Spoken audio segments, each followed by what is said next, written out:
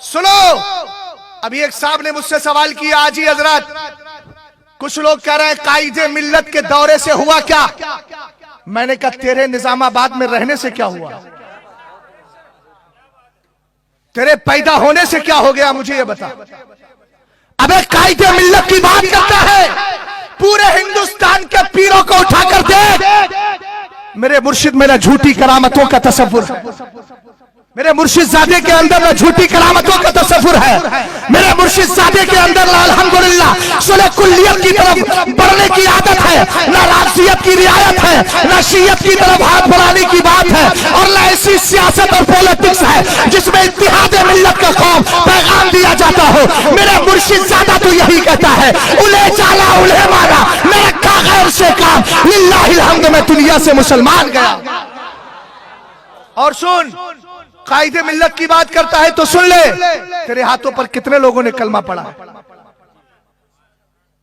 ابھی میں پرسوں کلکتہ کی زمین پر حضور قائد ملت کے ساتھ میں خود موجود تھا، مجھ سے کہا گیا حضرت ایک شخص کلمہ پڑھنا چاہتا ہے۔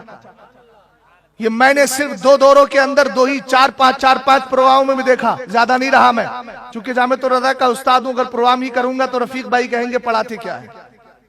توجہ ہے آپ کی؟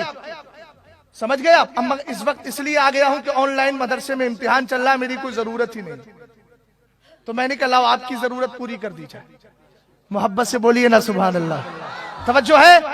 حضور قائد ملت کے ہاتھ پر کلمہ پڑھ رہا ہے۔ میں نے کرناٹک کی سرزمین مدگیڑے کر کے کوئی جگہ تھی، ہبلی چک منگلور کے اندر، وہاں بھی قائد ملت نے کہ سامنے میری ہی تقریر چل رہی تھی، اسی درمیان وہ آیا، کہا میں کلمہ پڑھنا چاہتا ہوں، کلمہ پڑھا، مسلمان ہو گیا۔ اسی طریقے سے آپ نے دیکھا ہوگا ابھی کلمہ ایک جگہ اور بھی پڑھا گیا تھا، کہاں پر؟ آپ ہی کے اسی علاقے میں یا کسی دوسرے خطے میں کاما ریڈی میں کلمہ پڑھا گیا، جس کا نام غالباً عبد المصطفیٰ رکھا گیا تھا، اور رات والی کا نام پوچھا، حضرت نے کچھ سوچا تو کہنے لگا ابھی سوچا تھا، ہمیں کسی نے بتایا احمد رضا رکھ لے، ہے تو کہا ٹھیک ہے احمد رضا رکھ لیجئے۔ میں نے کہا 3 کی تو یہ بات ہو گئی، 3 کے بارے میں نے بتا دیا، اور بھی الحمدللہ کلمہ پڑھتے چلے جاتے ہیں۔ حضرت علی سے میرے آقا نے کیا فرمایا تھا؟ لَأَن يَهْدِيَ اللَّهُ بِكَ رَجُلًا خَيْرٌ لَكَ مِنْ حُمُرِ النَّعَمِ۔ سرکار تو عالم صلی اللہ علیہ وسلم نے فرمایا تھا، اے علی اگر تیری وجہ سے اللہ ایک بندے کو بھی ہدایت عطا فرما دے تو وہ سرخ اونٹوں کو ذبح کرنے یا ان کی قربانی پیش کرنے سے بہتر ہے۔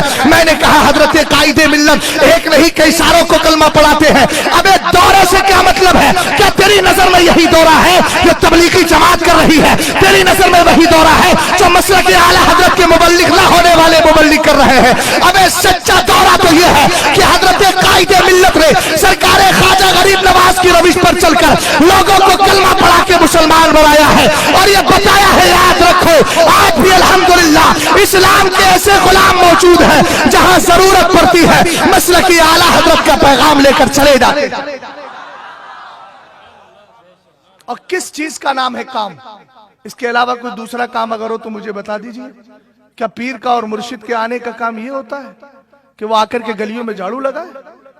بولو، جن کے عقلوں پر جھاڑو لگ چکی ہے وہ اسی طرح سوچتے ہیں، اور وہ تو مجھے معلوم نہیں ہے کون، اچانک کسی نے واٹس ایپ پر بھیج دیا، اگر ہمت تھی تو میرے سامنے آتا، میں رکا ہوا ہوں، کل سے آیا ہوں، اور میں بتاتا کہ الحمدللہ کیا ہے۔ سمجھ نہیں رہا؟